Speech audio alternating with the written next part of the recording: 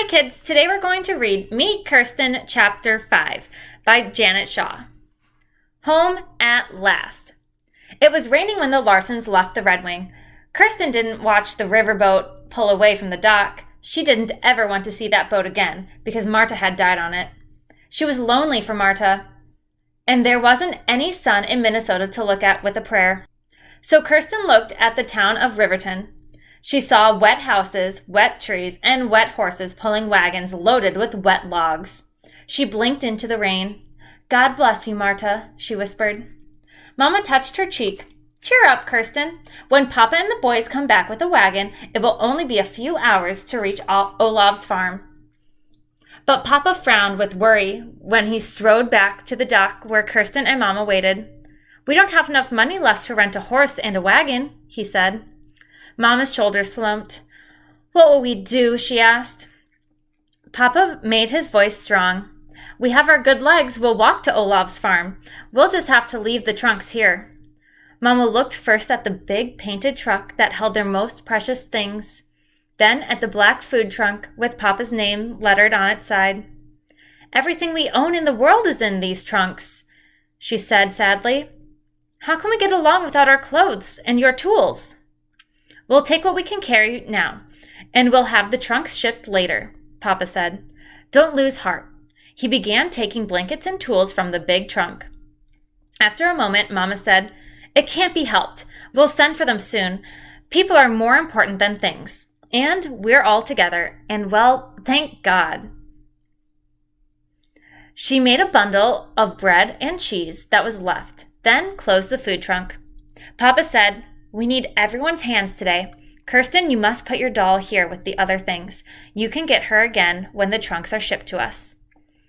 Kirsten knew she couldn't say no to Papa. Gently, she put Sorry on top of the sweaters and linens in the painted trunk.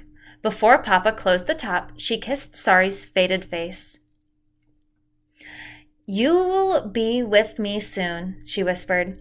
Then Papa fastened the lock, and he and Lars dragged the trunks to the warehouse. The family followed Papa down the long road along the river, past tiny houses built with split logs. Everyone carried a bundle, and they walked for hours. Kirsten's boots were heavy with mud. Her wool skirt was soaked through her petticoat. Sometimes she heard a cow moo, but there were long stretches of forest or prairie between farms. Even Lars was tired now. He walked with his head down, his long hair plastered to his cheek by the rain. By afternoon, the rain stopped. The sky was a smooth blue bowl. Meadowlarks flew up from the fields, and daisies and black-eyed Susans bloomed beside the road. The Larsons were a long, long way away from town when they stopped to eat lunch. "Olaf wrote us the truth," Papa said. "The soil here is good. We'll have a better life." Before they walked on, Kirsten picked a daisy for Mama to wear on her collar. Now Papa asked the way at each farm they passed. At last, he said, "The next one is Olaf's." In the distance, Kirsten could see a house, a large barn, and a tiny cabin. Cows ambled down the field towards the barn to be milked. Smoke rose from the chimney of the house. Lars and Peter began to run. Splashing through puddles, Lars shouted, "Hello!" and Peter cried, "We're here! We're here!" A man with a smile like Papa's came from the barn. 2 girls and a woman ran from the house. They waved and called out, "Hello, hello, it's you at last!" Suddenly, Kirsten was shy. She shrank back behind Mama. Then she heard her own name above the shouts and laughter. "Kirsten, you must be Kirsten!" The taller girl, who had brown braids and gray eyes, took the heavy bundle from Kirsten's arms. "I'm Lisbeth. I've watched for you every single day." The little girl with rosy cheeks crowded in. "I've watched too. I'm Anna." Everyone was hugging. Aunt Inger tried to get all the children into her arms at the same time. Papa and Uncle Olaf pounded each other's shoulders. Uncle Olaf grabbed Lars, then lifted Peter off his feet. Mama cried. Aunt Inger cried. Then they started hugging all over again. Uncle Olaf said, "Come see the barn." "No, you don't," Aunt Inger said. Her smiling face was flushed and red. "First, we'll have supper. They're tired and hungry. Olaf, they've come halfway around the world to get here." "And we walked all day long," Peter added. Aunt Inger hugged Peter again. Then she turned to Mama and Papa. "You can get settled in your cabin after supper," she said, "and tomorrow you men can look at the barn while we women talk. Now come in and eat." From the doorway, Kirsten saw fresh bread and butter and a big bowl of potatoes and onions, and a platter of fresh fish on Aunt Inger's long wooden table. Her mouth watered when she noticed a berry tart cooling on the back of the stove. "Don't worry about a little mud," Aunt Inger said as they began taking off their boots. Then she saw that their clothes were wet too.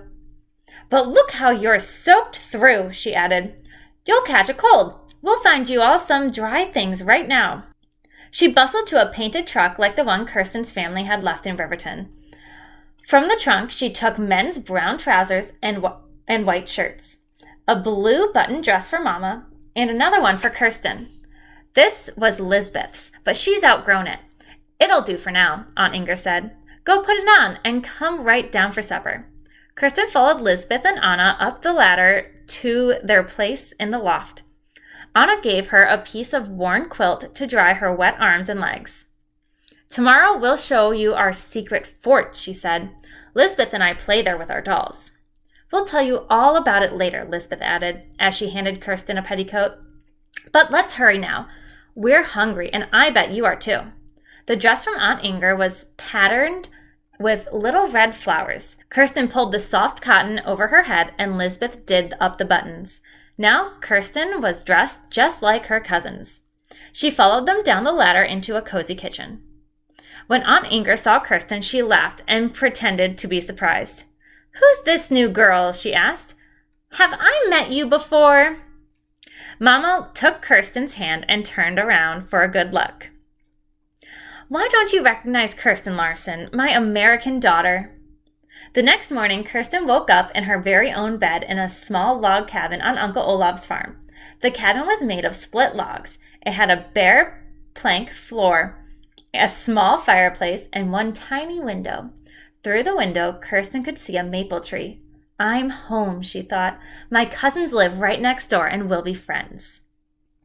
The morning sun was already hot and grasshoppers jumped in the long grass when Lisbeth and Anna led Kirsten down the path towards the stream. "You didn't tell your brothers about our fort, did you?" Anna asked. "Our fort is only for girls." Anna's cheerful round face made Kirsten smile. "No, Anna, I didn't tell them about the fort. I can keep a secret, I promise," she said. "Oh, good." Anna carried the rag doll under her arms. The doll's smiling painted face made Kirsten miss Sorry all over again. Lisbeth held up her hand for them to stop walking. "Is anyone coming?" she asked Anna. Anna scampered back a few steps and looked down the path. They followed through the woods. "No one is coming. We're alone." "Follow me then," Lisbeth told Kirsten. She lifted up a pine branch and stepped off the trail into the woods. A carpet of sweet-smelling pine needles covered the ground under the trees. "We go to our fort through the pines, so we won't leave footprints," Anna explained. "We don't want anyone to know where we are." "Here's the entrance," Lisbeth said. She went down on her knees and crawled into a tunnel made of sumac branches. Kirsten tucked up the skirt of her new dress and crawled after her. The tunnel ended under the green branches of a wild cherry tree. Lisbeth sat back on her heels. "Here's our fort, Kirsten." Anna pulled off her sunbonnet and hung it from a branch. "Do you like it here?" she asked.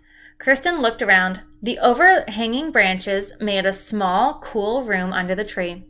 She let out a long breath. "Oh, yes," she said. "Here's where our dolls sleep," Lisbeth said. She laid her doll on a bed made of sticks tied together at the corners with braided grass. "Now come up to the loft. Hold tightly so you don't fall." She grabbed the lowest limb of the tree and pulled herself up into the branches. Kirsten gave Anna a boost up, then climbed after her onto a strong limb. "Here's where we keep a lookout for boys," Anna said, swinging her legs. "Of course, we've never seen a boy in the woods, but with Lars and Peter here, we might." "If we see a boy, we'll get down low and stay quiet," Lisbeth said. "That's one of our rules, Kirsten. Do you promise to keep the rules?" "I promise to keep all your rules," Kirsten said. She looked out over the trees. When she left Sweden, she never imagined she was on her way to a hiding place in a cherry tree. Since you live here now, you must have a place in our fort just for your doll, Lisbeth said. Choose where, Anna insisted. Kirsten peered down through the branches into the fort below. There, Kirsten said, and she pointed to a moss-covered spot. She scooted down the tree and patted the moss. It was soft and cool. Oh, Sorry would like it here. Anna climbed down too. She got her doll and walked across the fort to Sorry's spot. I'm coming to visit, they made her doll say. Where is Sorry? Sorry's still on her way, Kirsten answered. But come visit me. I'm here.